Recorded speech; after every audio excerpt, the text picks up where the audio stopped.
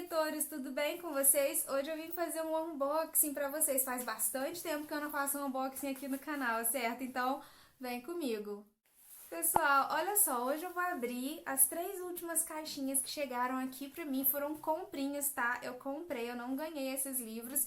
Eu comprei esses livros na última promoção que teve na Amazon, de livros importados, no qual você comprava 3 livros, mas pagava só 2. O livro mais barato saía gratuito. Então, eu gosto de aproveitar essa promoção, primeiro porque eu prefiro ler os livros no original, né? Sempre que o dinheiro, né, dá, porque livro internacional geralmente é muito mais caro do que os livros nacionais, os livros traduzidos, né?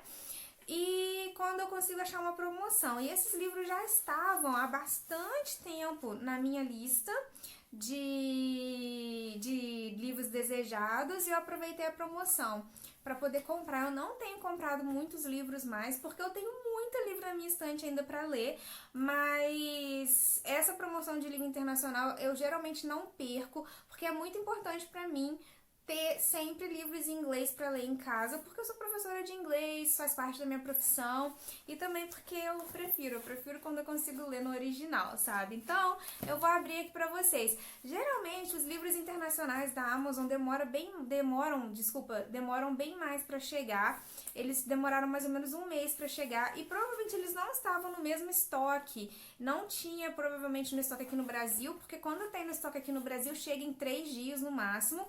Então, eles demoraram cerca de um mês para chegar e eles chegaram em dias e em caixas separados. Então, provavelmente, eles foram enviados dos Estados Unidos, do depósito, né, americano da Amazon, e deviam de estar em depósitos diferentes, alguma coisa assim. Porque quando tá no mesmo depósito, eles mandam tudo numa caixa só, chega junto. Então, vamos para a primeira caixinha. Gente, eu não tinha aberto ainda. Eu esperei os 3 chegarem para poder gravar o vídeo, mas eu não quis abrir sem ser em vídeo, tá grudado, tá colado. Gente, uma caixa gigantesca desse tamanho para um livro pequenininho. Então, pessoal, esse primeiro aqui é o Show Your Work, que é o Mostre o Seu Trabalho. O autor é o Austin Kleon. 10 maneiras de compartilhar sua criatividade e de ser descoberto. Por que que eu comprei esse livro? Ele estava lá na minha lista. Porque quando eu fiz o curso, né, de marketing digital, é um dos livros que a professora indica, porque o marketing digital você tem que usar sua criatividade para poder usar as mídias sociais ou quando você quer difundir o seu trabalho, você ser criativo na hora de fazer as propagandas, né, da sua empresa, alguma coisa assim, ou no meu caso, que converso com vocês sobre livro, eu quero ter mais criatividade e aprender a melhor usar a minha criatividade para despertar cada vez mais leitores, né? O meu motivo de estar aqui falando sobre livros na internet é que eu gostaria de que mais pessoas descobrissem esse mundo maravilhoso da leitura. Mas como que eu faço isso de um jeito profissional? Ainda estou aprendendo, né? Então é muita leitura e muito curso, gente, para poder conversar com vocês melhor, né? De um jeito mais profissional. Então, vou abrir aqui. Esse barulho é o barulho do plástico sendo rasgado. Ele tá aqui Ó, o barulho. Ok, consegui aqui rasgar um plástico. Vou ver se eu consigo tirar ele desse jeito. Agora sim. Então, vamos lá. Vou mostrar pra vocês aqui como que é, né, por atrás. Então, assim, olha, compartilhe como um artista. E aí tem 10 regras aqui. Vou mostrar pra vocês como que é a edição. Ele tem um formato bem diferente de livros normais. Deixa eu pegar aqui, olha. O livro... Geralmente, os livros têm esse tipo de edição aqui, né? Mais retangularzinho e em pé. Esse daqui ele é um pouquinho mais quadradinho. Ele ainda é um pouquinho maior aqui do que aqui, mas ele aparenta ser um pouco mais quadrado. E ele passa assim, né? Ele é diferente. E, gente, eu amo esse contraste do amarelo com o preto. Olha, esses 2 livros, eles até são parecidos, né? Mas esse aqui é mais diferentão, assim. Ele tem uma orelha. Olha, a folha aqui de guarda é preta. O corte dele é branco, olha, ele não tem um corte colorido. E as folhas por dentro são brancas, ó. Vou folhear um pouquinho aqui.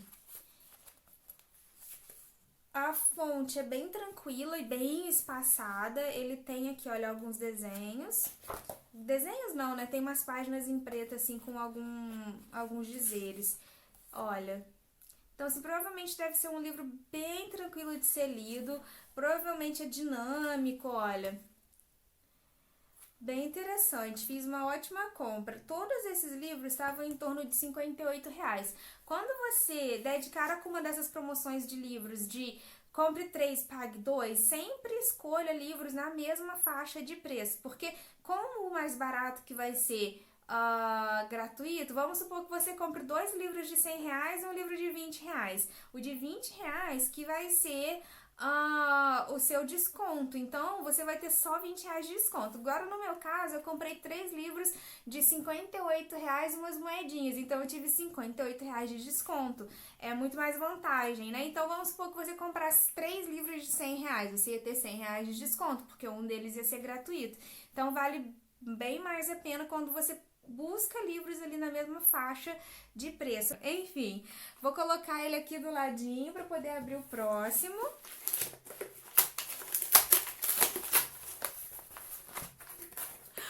Meu Deus, esse livro é muito lindo! Completei a minha coleção.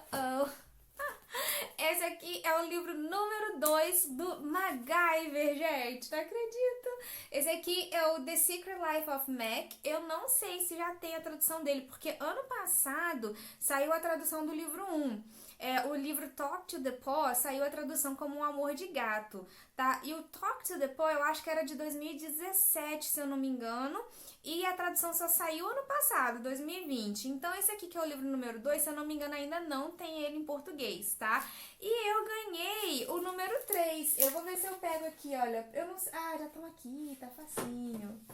Tá, agora eu tenho... Espero que os livros todos não caiam. Então, olha só. Esse aqui é o livro 1, tá? Que é o Talk to the Paw, Fale com a Patinha, mas em português o nome que eles escolheram, né, foi o Um Amor de Gato. Aí, esse que acabou de chegar é o número 2, que é a Vida Secreta do Mac, que é esse gatinho aqui. E eu ganhei de presente de Natal o número 3, que é o Mac on the Roof, que é o MacGyver no telhado, tá? Eles são da mesma autora, é uma trilogia. Olha... Aqui, ó. Aí tem até aqui escrito no comecinho, olha, da mesma autora de Talk to the Paw e The Secret Life of Mac, que é este daqui, é o número 2. E esse aqui, então, é o número 3. Então, agora eu tenho a minha coleção completa, gente. Ai, que felicidade! Vou abrir esse daqui pra mostrar pra vocês. Deixa eu colocar de volta aqui. Gente, e o medo de sair derrubando os livros tudo da estante, porque essa estante, eu gosto muito dela, porém, os livros sobram aqui pro lado, de vez em quando eles meio que pulam, sabe, da estante aqui pelo ladinho. Deixa eu abrir aqui.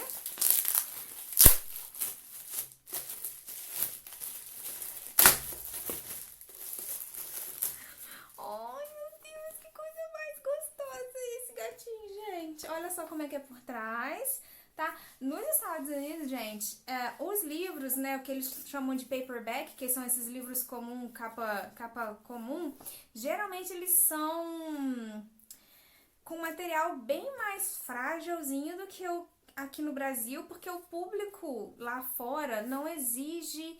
Tipo assim, lindeza dos livros, eles não exigem um papel super sofisticado, igual aqui no Brasil, papel pólen, não sei o que lá.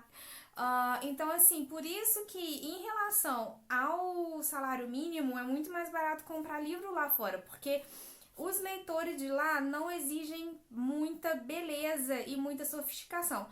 Obviamente que tem vários livros de coleção, tem várias edições especiais, mas aí você geralmente tem um livro comum e uma edição capa dura especial, e uma edição comemorativa de aniversário do livro.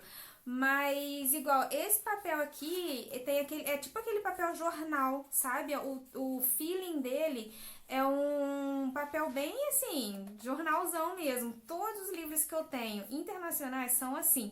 E são os livros mais caros da minha estante. Igual, paguei R$ 58 por um livro tipo capa comum com papel, tipo papel jornal, que é um papel um pouco mais barato, sabe? Mas assim, não me incomoda na hora da leitura, tá? O que me incomoda é às vezes quando eu vou fazer anotação, porque escrever de lápis, gente, nesse papel, estilo de papel jornal, é bem ruinzinho. Mas tirando isso, olha só como é que é por dentro. O papel é amareladinho, não é um papel super branco. A fonte é bem tranquila de ler, olha. Mas assim, é uma edição seca, no sentido que não tem material de apoio. Ó. Você acabou de abrir o livro, já tá no capítulo 1, o livro acaba e é isso aí. Não tem material, tipo assim, eu digo material de apoio no sentido que não tem texto extra. Aqui no Brasil, os livros acabam saindo mais caros porque o público exige da editora uma capa melhor, um design melhor, o público exige da editora papel melhor e o público exige também textos extras no livro e tudo isso custa dinheiro para a editora. Então, por isso que no Brasil os livros custam cerca de R$ 50.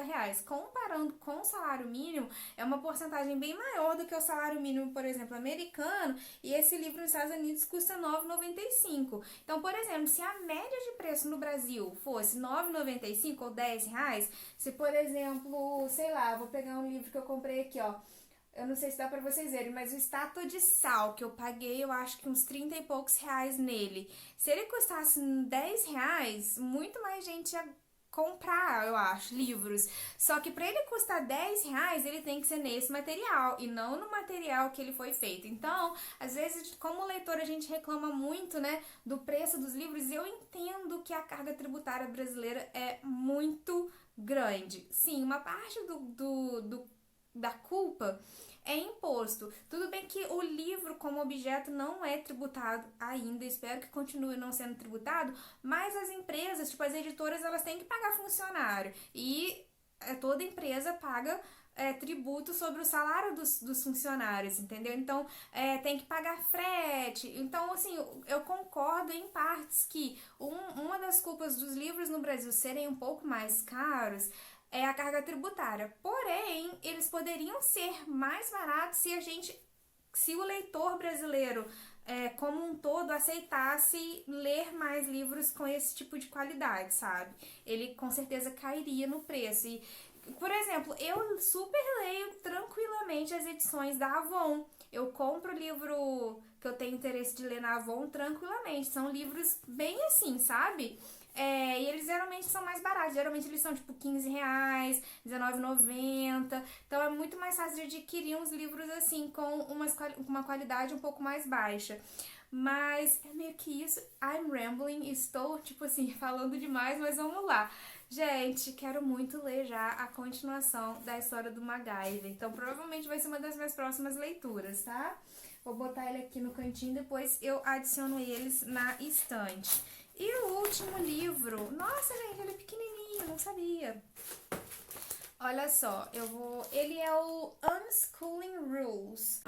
Esse livro vai falar sobre educar as crianças no sentido de ensinar matérias mesmo, mas em casa. Ele vai falar um pouco sobre o homeschooling, sobre o não educar as crianças ou não ensinar as crianças na escola, ou sobre como as regras que existem nas escolas tradicionais acabam não ensinando ou não preparando as crianças e os adolescentes para a vida, mas sim só tentando socar matéria. Eu tenho muito interesse sobre isso, mesmo antes da pandemia. Eu sempre achei muito interessante a ideia de educar. Eu não sei se eu vou ter filho um dia, mas eu sempre achei muito interessante a ideia de educar o meu filho em casa. Eu acho que o maior argumento para as pessoas que dizem que crianças têm que ir para a escola é o argumento da socialização, mas a gente tem que abrir os nossos olhos e a nossa mente de que a escola não é o único lugar do mundo no qual a criança socializa. A criança socializa no parquinho, a criança socializa brincando com outra criança, na praça, a criança socializa nas festinhas da família, a criança socializa com os vizinhos, a criança socializa em várias situações da vida. A escola não é o único lugar no qual uma criança pode aprender a ser sociável. E hoje em dia, gente, com a violência e o bullying, eu acho assim que se eu fosse pai, me assustaria demais a ideia de, tipo assim, largar uma criança não sei quantas horas numa escola sem poder saber o que tá acontecendo. Tudo bem que eu também sou professora e eu sei que o ambiente escolar não é, tipo, dos piores, mas eu também acho que a escola, principalmente a situação das escolas aqui no Brasil, elas deixam muito a desejar. As escolas particulares são extremamente caras e elas só focam em preparar a criança pro vocabulário, pro vestibular. Então, tipo assim, a criança fica meio que alienada, tipo assim, eu tenho que fazer vestibular, eu tenho que fazer vestibular, eu tenho que passar no vestibular e todas as outras habilidades que as pessoas precisam para a vida. Por exemplo, educação financeira, sabe? Todas as outras coisas que você precisa saber que a escola não te ensina. Educação sobre